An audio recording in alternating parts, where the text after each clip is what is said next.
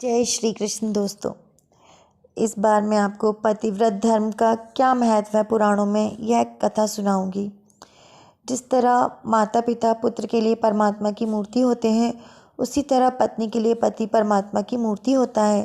जिस तरह केवल माता पिता की सेवा से सभी सिद्धियां प्राप्त हो जाती हैं, उसी तरह केवल पति की सेवा से भी सभी सिद्धियां मिल जाती हैं।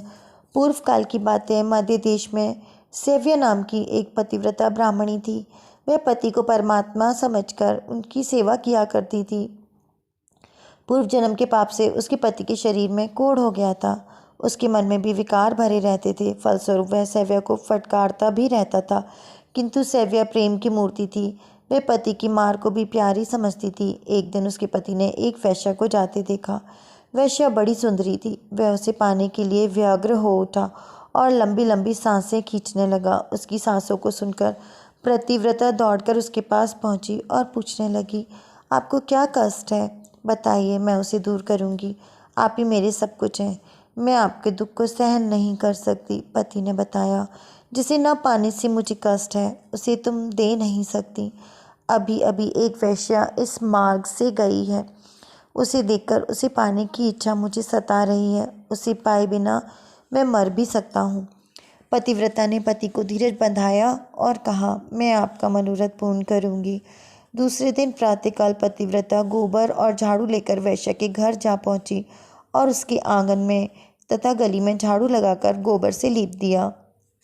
किसी की दृष्टि पड़ने से पहले ही वह घर आ गई।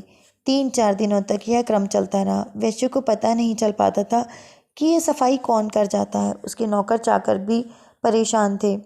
अंत में सभी लोगों ने मिलकर योजना बनाई कि आज रात को जागकर सफाई करने वाले का पता लगाया जाए। अगले दिन ज्यों ही सेव्या झाड़ू लगाने लगी, त्यों ही उसे वैश्या ने देख लिया। सेव्या अपने पतिव्रत धर्म के कारण विख्यात हो चुकी थी। उसे सब लोग जानते थे।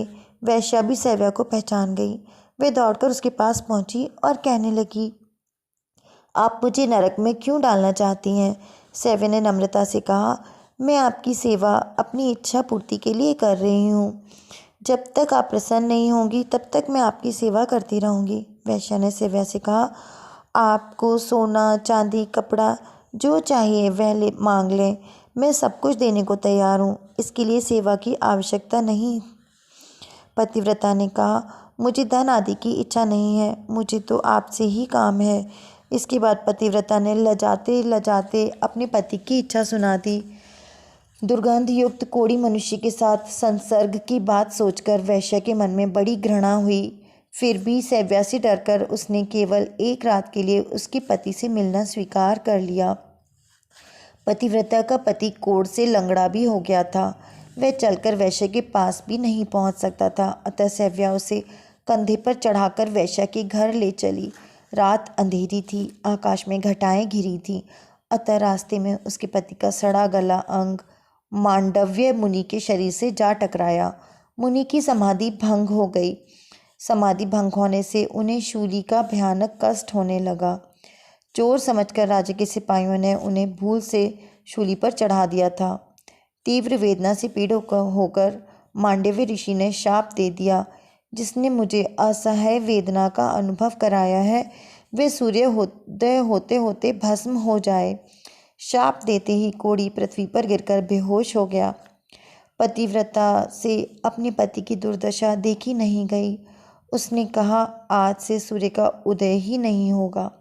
इतना कहकर वह पति को घर ले आई और सेवा करने लगी।